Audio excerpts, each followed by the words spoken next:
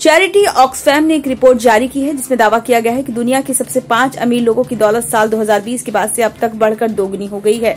ये report world economic forum की Davos में हुई बैठक के दौरान जारी हुई थी। रिपोर्ट में कहा गया है कि दुनिया के शीर्ष 5 अमीरों की कुल संपत्ति साल 2020 के बाद से अब तक 405 अरब डॉलर से बढ़कर 869 अरब डॉलर हो गई है। इन सबसे रईस लोगों की संपत्ति हर घंटे औसतन 1 करोड़ 40 लाख डॉलर की दर से बढ़ी है। ऑक्सफैम का कहना है कि वहीं 2020 के बाद से अब तक 5 अरब लोगों की आमदनी घटी है और गरीबों की संख्या बढ़ी है।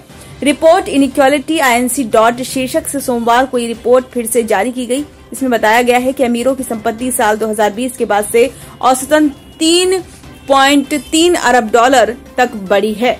गौर करने वाली बात यह है कि बढ़ोतरी ऐसे समय हुई है जब वैश्विक अर्थव्यवस्था के हालात अच्छे नहीं हैं। साथ ही कोरोना महामारी से भी दुनिया प्रभावित रही। रिपोर्ट में दुनिया भर में बढ़ रही आर्थिक असमानता को लेकर चिंता जताई गई है।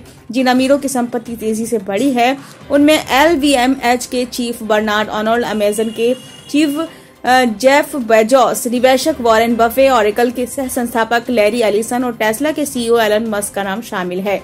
रिपोर्ट में कहा गया है कि अगले 229 सालों तक गरीबी को इस दुनिया से नहीं मिटाया जा सकेगा। ऑक्सफैम इंटरनेशनल के अंतरिम एग्जीक्यूटिव डायरेक्टर अमिताभ बेहर ने बताया कि हम बंटवारे के दशक की शुरुआत देख रहे हैं। अरबों लोग महामारी, आर्थिक बदहाली, महंगाई और युद्ध की विभीषिका झेल रहे हैं। वहीं अरबपतियों की संपत्ति में उछाल आ रहा है। ये असमानता अचानक से नहीं आई है। अरबपति लोग ये सुनिश्चित कर रहे हैं कि मौजूदा व्यवस्था अन्य सभी की कीमत पर उन्हें ज्यादा फायदा पहुंचाए। बेहर ने आरोप लगाया कि कॉरपोरेट का रवैया और एकाधिकारवादी शक्तियों की वजह से दुनिया में असमानता बढ़ रही है। कामगारों को दबाकर टैक्स छूट का फायदा लेकर सरकारी कंपनियों का निजीकरण करके जलवायु परिवर्तन को बढ़ावा देकर अमीर लोग अपनी संपत्ति को बढ़ा रहे हैं।